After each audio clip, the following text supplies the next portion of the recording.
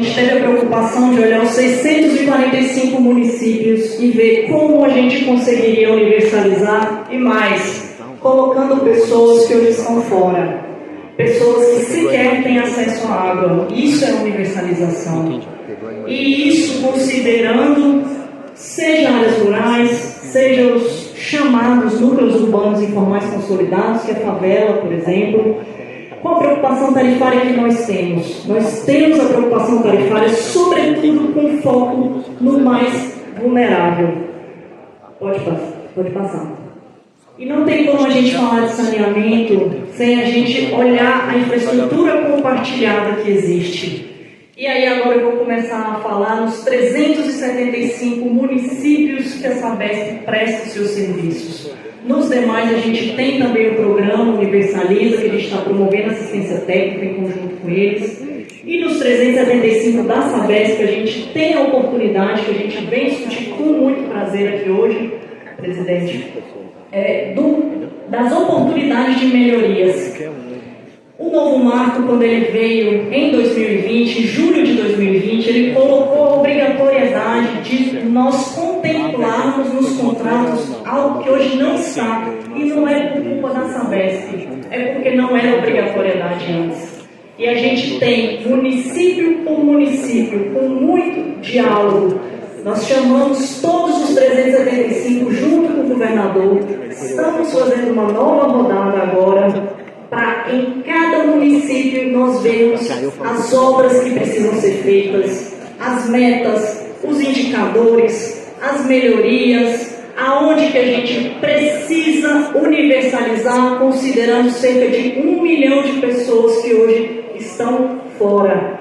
E isso a gente vê também eventos climáticos, eventos extremos, que a gente precisa se preparar, precisa ter mais resiliência hídrica, ou seja, precisa olhar o que está acontecendo para melhorar a nossa infraestrutura. Nós temos um problema de escassez hídrica. Se a gente olhar a região metropolitana de São Paulo, a gente está falando em 143 metros cúbicos por habitante ano. Isso é 10 vezes menos que o preconizado pela ONU. Quando a gente fala nesse nosso plano de trazer universalização para 2029, colocar pessoas que estão fora, aliado a uma redução tarifária, a gente está falando também de excluir o Tietê. A gente está olhando os 1.133 quilômetros do Tietê e como que o saneamento vai ajudar para a gente ter mais disponibilidade hídrica. Lembrando que regionalização, lembrando que a universalização com as pessoas dentro é uma obrigatoriedade do novo marco. Pode passar, por favor. Só a título de exemplo de algo que a gente tem município por município olhado. Essa parte verde é a parte que hoje a Sabesp atende, que está em vermelho, que não está circulado, é o que hoje não está nos contratos, que a gente precisa incluir, e de novo a gente está vendo município por município.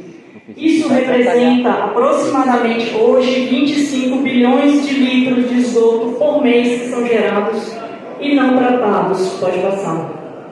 Só para a gente exemplificar o caso de Salesópolis.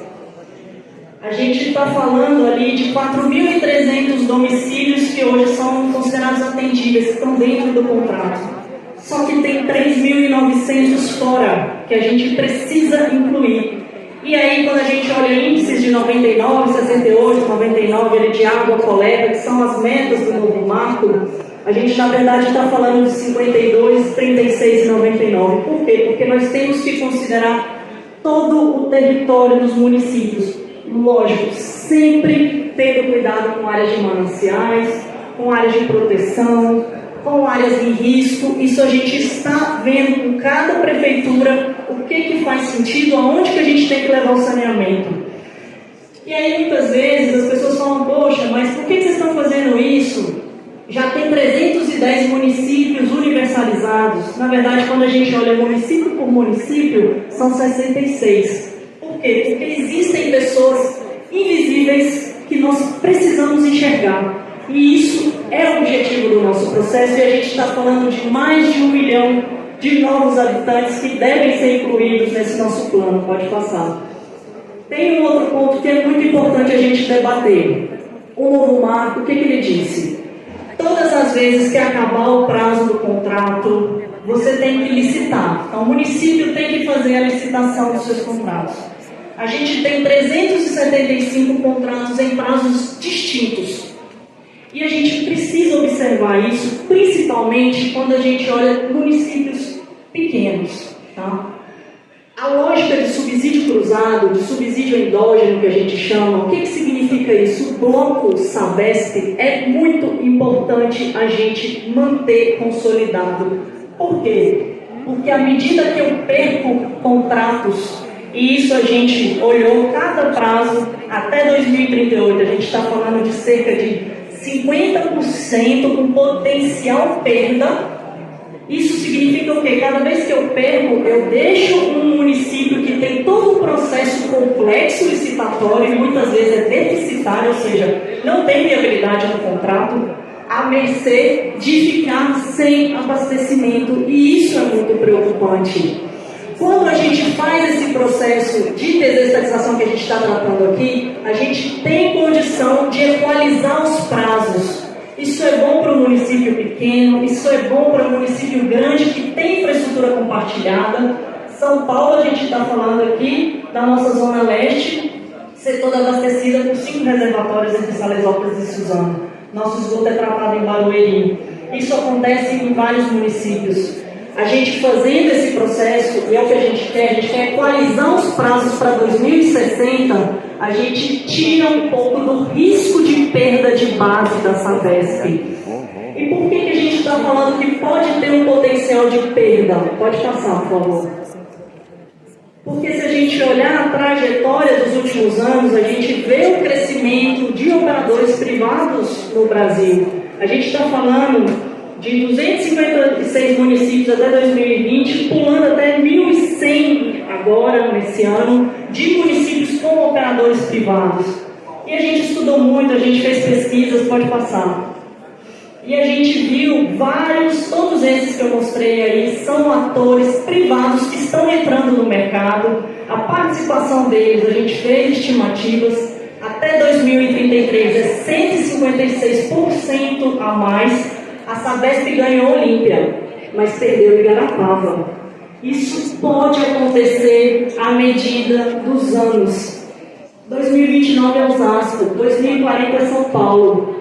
Hoje a Sabesp a gente fala que a gente está num ponto de inflexão.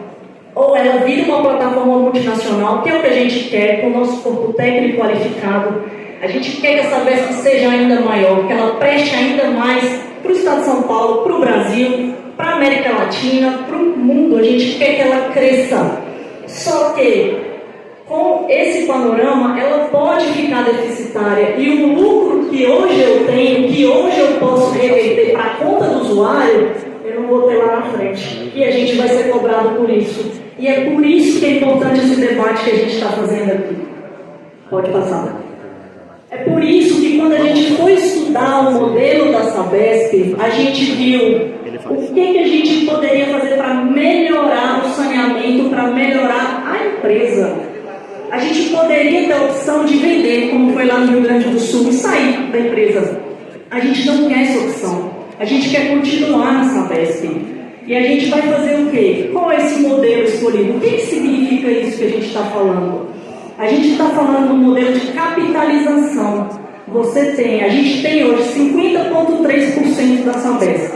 49% já é privado, 49,7%. A gente quer fazer uma venda de ações, diminuir, ser mais eficiente ao tirar nossas amarras, a gente pode discutir um pouquinho melhor disso, para ficar entre 15 e 30 e trazer investidores para me ajudar a fazer mais investimento e usar parte desse recurso na redução tarifária. Então essa redução, ela é matemática. Ela é matemática e a gente vai fazer a partir da operação que hoje no cenário, sem eu fazer nada, eu não consigo fazer isso. Pode passar. Então o que a gente está falando desse nosso modelo? A gente está falando da Sabesp que se mantém operadora, ela vai continuar operadora. A gente tinha a opção de simplesmente vender, a gente não quer essa opção. A Sabesp ela continua. O Estado ele se mantém com uma participação relevante, se triplicar o maior sócio, e a gente tem poder de veto que a gente encaminhou para essa casa. Um poder de veto que a Sabesp não muda o nome, ela não muda a sede, ela não muda o objeto social. A gente não vai permitir que um controlador privado esteja no controle. A gente tem veto para isso. E com isso eu permito que os recursos necessários à universalização cheguem na empresa. Por quê? Pode passar. Eu vou fazer uma comparação aqui entre a Sabesp atual e a Sabesp que eu estou chamando de futuro, tá? Hoje, se vocês me perguntarem, eu posso incluir essas pessoas que hoje estão fora? Eu posso incluir mais de 1 milhão de pessoas que hoje não têm acesso à água? Posso. O que invariavelmente vai acontecer? A tarifa vai aumentar. Isso é conta. Hoje, com um plano de 56 bi da Sabesp até 2033, que ela fez a comprovação lá na agência, a tarifa já vai subir. Porque é um valor alto, é um valor de investimento que ela vai continuar um degrau assim. A tarifa vai subir e eu não cumpro o novo marco porque eu preciso colocar as pessoas que hoje estão fora.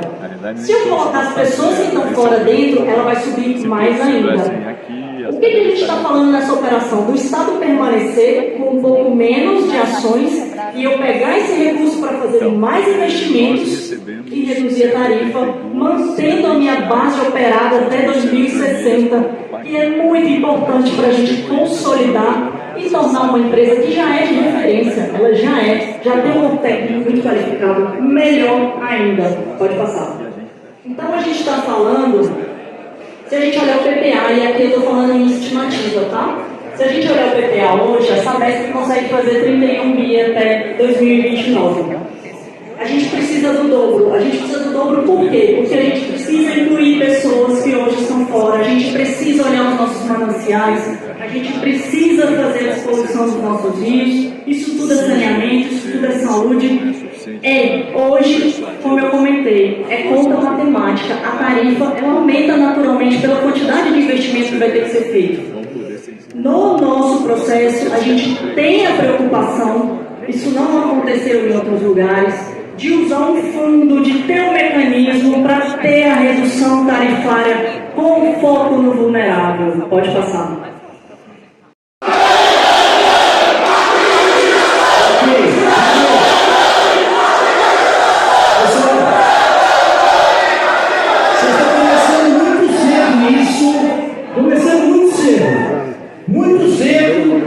Uma jornada de 4 horas ou mais tendo pela frente. Eu disse isso. Vou respeitar a democracia. Estamos aqui nessa audiência pública, um grande debate.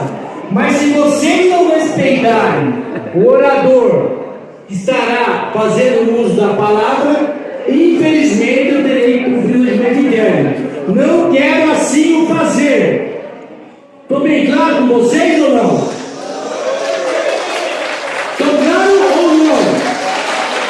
Muito obrigado pela compreensão. Com a palavra, secretário Natália. Obrigado, presidente. O que a gente está trazendo aqui é informação técnica que é importante a gente passar e é importante a gente esclarecer. A gente sempre vai estar aberto ao diálogo, sempre trazendo informação técnica, sem nenhuma ideologia. Quando a gente fala em mais investimentos, esses 66 bi, a gente está falando em investimentos em bens públicos que continuam públicos, são chamados bens reversíveis. Então, a partir do momento que eu falo que eu vou trazer sócios para poder investir na minha estação de tratamento de Barueri, por exemplo, em aumentar de 16 para 24 metros cúbicos por segundo, para a gente ficar com um tratamento de esgoto melhor, eu estou falando em investir em um bem público, que é público e vai continuar público. Nós não vamos privatizar os bens que estão nas concessões, eles são reversíveis. Isso é importante a gente esclarecer. O titular dos serviços, quem é hoje? Os municípios, ou município mais estado em região metropolitana. Quem vai ser, no dia de amanhã, o município e o município mais estado? A gente não está mudando a titularidade do serviço. A gente quer melhorar, dar mais eficiência e preservar o ativo Sabesp. É isso que a gente está falando aqui. Quem vai operar os serviços? Hoje é a Sabesp, amanhã é a Sabesp. Qual é a diferença? A diferença é que hoje o Estado de São Paulo tem 50,3. Com esse processo, a gente vai ter entre 15 e 30 com poder de veto para fazer o quê? Pode passar.